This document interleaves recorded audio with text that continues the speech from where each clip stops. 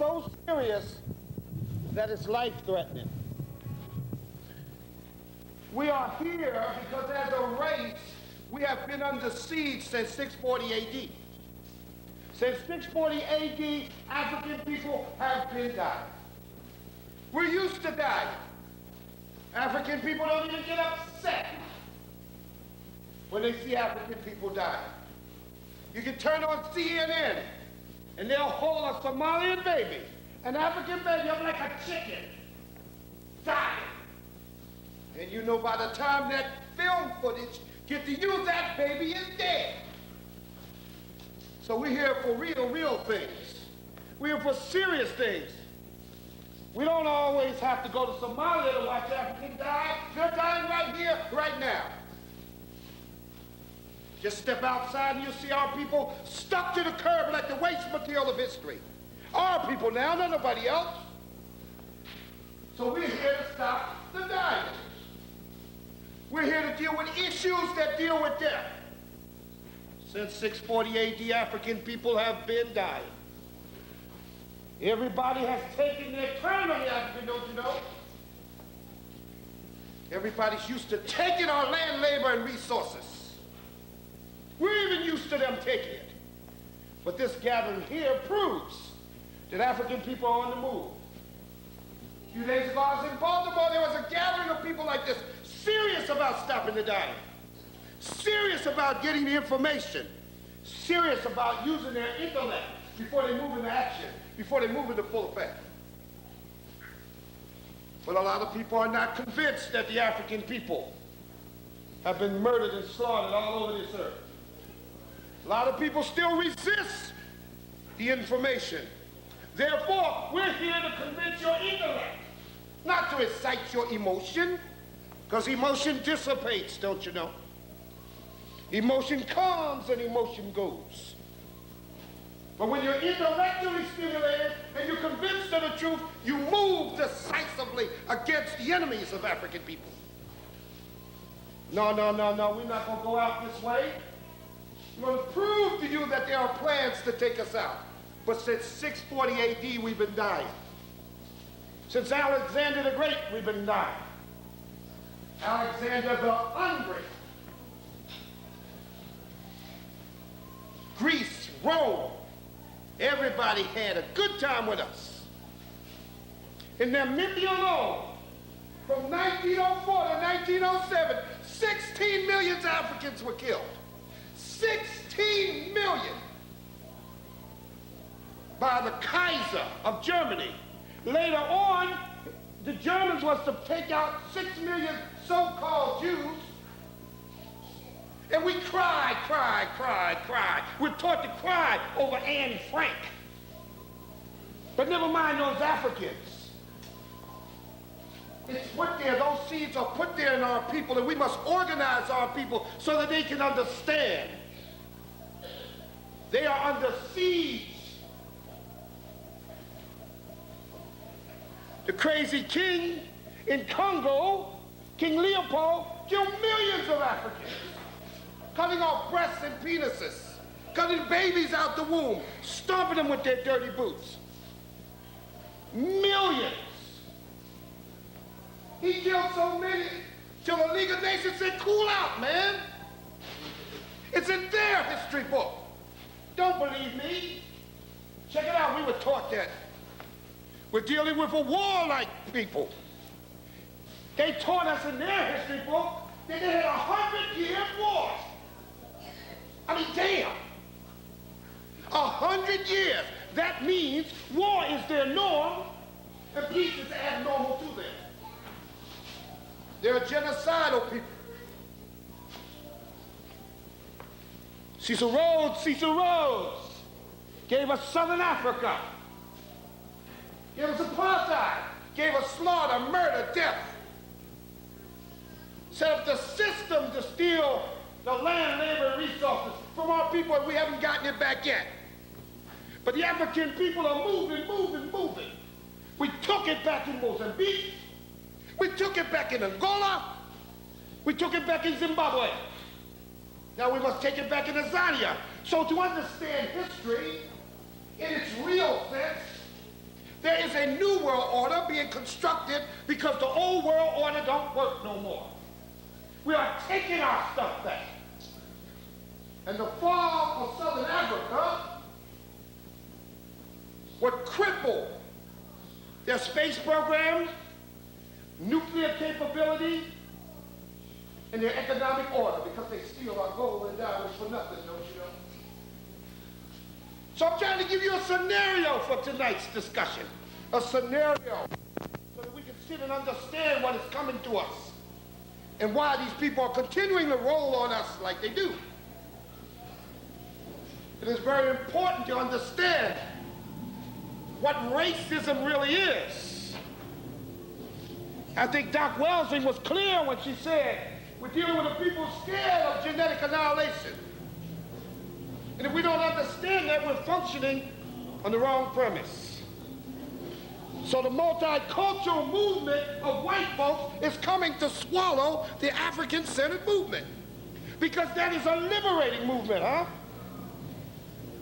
You have to set in your own eyes, your own vision. Once you start taking back your history, once you start taking back your culture, you take back your freedom. It is all logic, you know. It is all very logical that we continue the struggle, the gallant struggle that African people have been fighting since 640 AD. We ain't never backed down. We must tell the story. We have rumbled all over this globe. And we're rumbling this very moment. We thank you for coming through because the information that we're bringing to you is life-saving. This information is being spared all over this country to understand the premise, the social milieu in which we're functioning in. Christopher Columbus, who John Henry Clark told us was a slaver on the Guinea coast 21 years before 1492. That he purposely destroyed all the people, put in motion to destroy all the people of the so-called islands, the Arawak and the Colonagos, which they call Indians. Where are they now? If we don't believe that these people are genocidal, where are they now? The red man who ran free across this land, where are they now? Tell me, where are they now? So the discussion of genocide is serious. These people do what they do. They don't know no other way of dealing. And they're not going to back down. They're not going to overwhelm us with a capacity to love. They're not going to be nonviolent. They hate us. And they produce Negroes who hate us. Michael Jackson hates you. He hates your guts. He'd rather be under the armpit of Elizabeth Taylor than old cracker woman than be with a queen, a sister. Huh? He'd rather be cha-chaing behind Brooke Shields and be near a beautiful African sister. He hates you. Everything he does is for the New World Order. Everything he does is for the multicultural movement. Then let me give you another sidebar. They're trying to take away the strength of your movement by focusing on the gay movement. Gays got more check than we do. Gays got more juice than we do. Gays get more props than we do. How that? Because we ain't knocked nobody to their knees and made their nose bleed. And if you don't fight for your children, we're not going to fight at all. But first we must intellectually get ourselves together and understand what's happening. If we understand what's happening, we will begin to organize ourselves. Huh? What Columbus set in motion in this hemisphere was by design.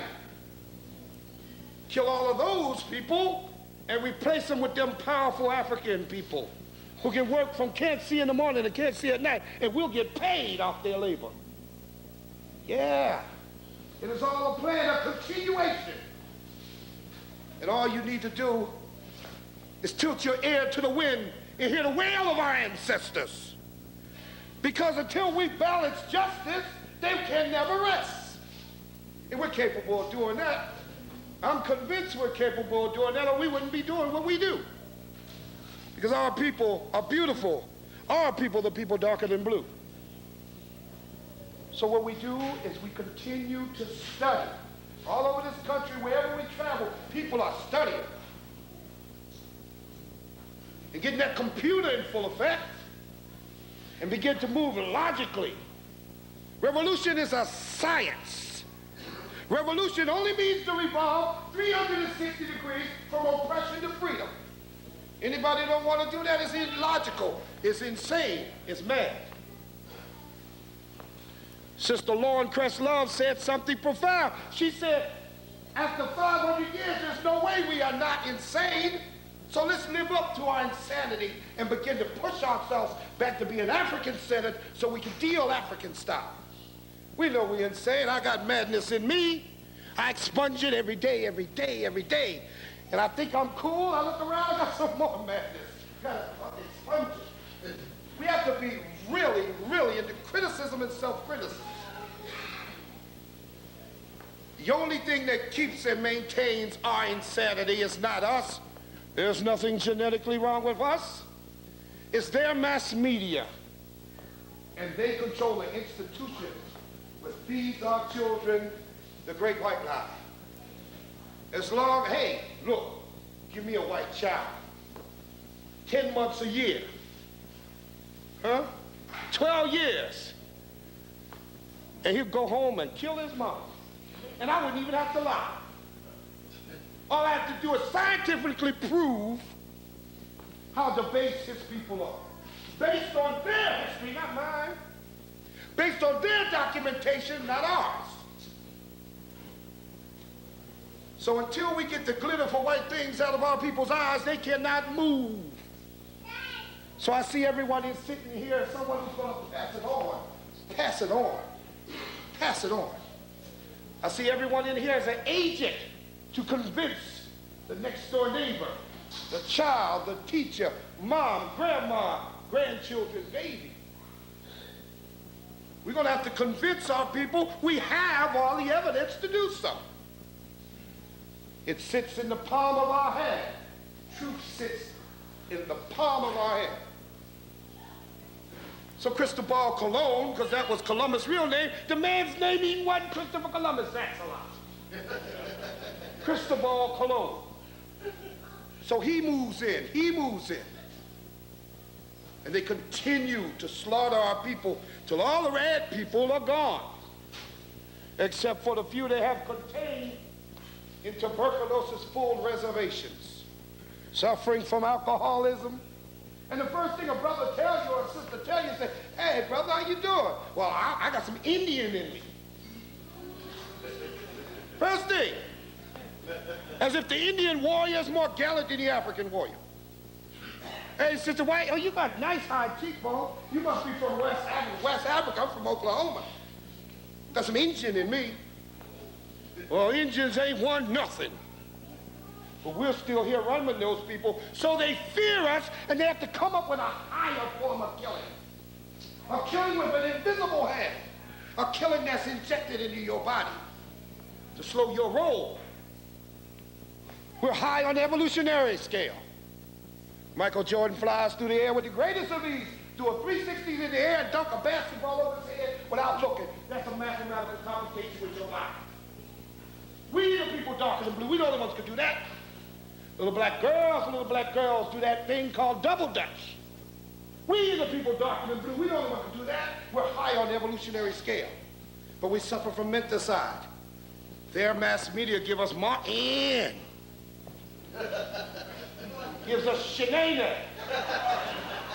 And the punk is so jive, he'll even play his mother with a mustache. Live in color, live in color. We're getting in front of our children and feel and grind on each other. Black men trying to misrepresent black manhood, sending our children off in the wrong direction. It's all designed, brought to you by Pepsi. It's all designed to drive us crazy. The women are to become soap opera queens. And the men are supposed to become macho men, watching a football game, guzzling beer, looking at white women. Hey, we laugh, but it's working. We're involved in remedial work of a whole race. And I say we're equal to task. Because there's one thing about the white boy, he'll discard the traitor. He can produce super traitors like Wilson Good, who dare to bomb his own children. Nobody say nothing. Nobody bust a cap in his butt.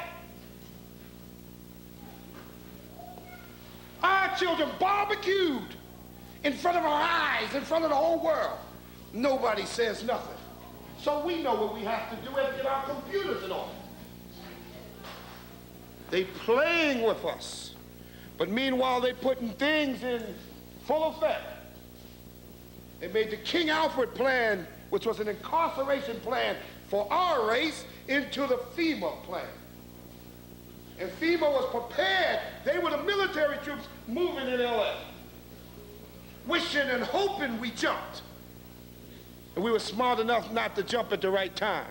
When we know we're mature is when we have to make a statement about something. One hit team will take a couple examples and ping, pang, pong. The whole race is never supposed to go in the street. I don't ever want to put our women and children in front of the men. And then that cell disappears. I don't care where this tape is played. The truth has to be told. Nobody is telling the truth. We need hit teams to begin to strike back and make a point. They make a point. The IRA make a point. Huh? Even them sorry so-called Jews make a point. We can no longer sell our race out there. So we're sitting on a foundation of genocide that has a history. We have 100 million people underneath the sea, and we know it. Let's not pretend we don't know it no more. So when we tell people, don't even let them play with it. Say, no, you know. You know that I know that you know that we have 100 million people under the sea. Okay? We know what slavery was, even though we try to forget.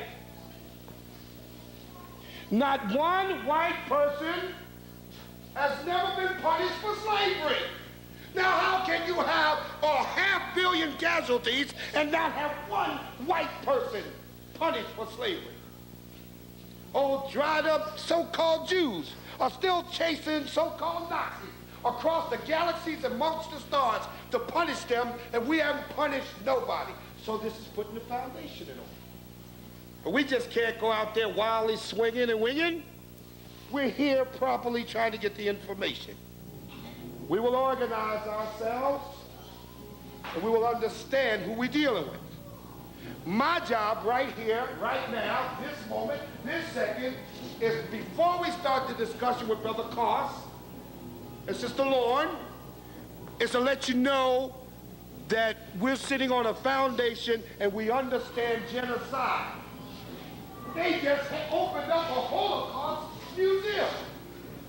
Dr. John Henry Clark said, all the people we lost, we still have no monument to our people. But we're here to correct that. And we respect your intellect. We're here to appeal to your intellect and intellect only. We'll leave everything else outside the door. The African is a very intelligent human. It is the human, you meaning color. So we're here to put some stuff to you that should not frighten you. It's only consistent behavior from those who hate us. Now we can go into all sorts of reasons of why they hate us. It becomes immaterial. They've set up a situation where only death will be the result. Jimmy Carter had issued a paper called the Global 2000, which says by the year 2000, 2.7 billion people of color should be dead and gone from the face of the earth. And when you spin around, what do you see? Crack and AIDS. A higher form of killing. An invisible form of killing. People dropping like flies around you. Babies being thrown up against the wall. Old ladies getting their throat cut by their grandmother, by their grandson and granddaughter. We can't deny that. We better not deny that. That is the result of their successful covert action genocidal program to take us out. Sorry, we got that. Sitting right there, that's what you're doing. Wars and rumors of wars in Somalia. The government that they put in place, the CIA, was overthrown. So they scrambled for covert action to keep the people unprotected and no government. And as the people starve, they send in the Marines to feed them. When all you had to do was take some trucks from Congo and bring the food from the Congo right on up. But the Congo is controlled by the CIA and Mobutu. So we have to clean all this shit out. We have to take a social enema. Clean it all out. If you have children at home, if you have a child next to you, you owe it to that child. If you do not do it, that child has no future. We owe it to them.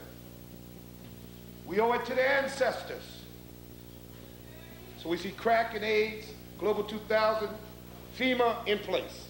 All these are tools for that. Okay? Okay? Drugs, death.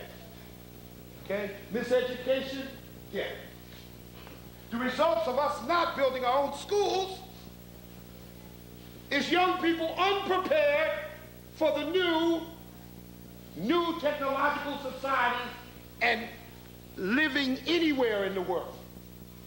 We have a population of young people miseducated in front of our eyes, and we knew it, who are ill-prepared for tomorrow. Thornburg walks in and gives you Thornfair and says the men are only allowed a check for 3 months. The other 9 months, you better sell drugs, you better shake down your grandma, you better become a mugger, you better get a hustle, you better steal cars, and we're going to open some jails, and we're going to pour you in. No secret to that plan. So these are the environmental factors. So now we're sitting pretty good, pretty steady on where we are now. A murder machine in full effect. And we reeling backwards. We moving backwards. When it was our frontal movement that brought them a new world order. Now, what are they doing? Because of the imminent fall of South Africa, Azania, they have decided that they needed a new configuration for oppression. And that configuration is dropping the wall in Berlin. Stop playing that. Break up the Soviet Union and stop playing the game of the white left and the white right. Whites are whites. Even those in that kitchen. You know what I'm saying to you? Whites are whites. Okay? So then the United States become internationalists, and all the white people are consolidating to roll on us by the year 2000. Of course, they're having problems. They're fighting. It's hard consolidating nations. But did you ever believe you'd see the day when Russia and the United States was in bed together? Well, they were always in bed together. Always. So the African stands alone. And we're here to deal with our intellect. Now, what I want to do is want to set you up for the dynamic information you have. And any question in your mind, roll it in your head, you'll have some Q&A. But we want you to question things. We don't want you to be convinced, because if you're easily convinced, you easily turn away. So we have some people to bring some information to you. Now, I don't know, Brother D, are we going to set up a PA for Curtis before we start? Yeah. Okay.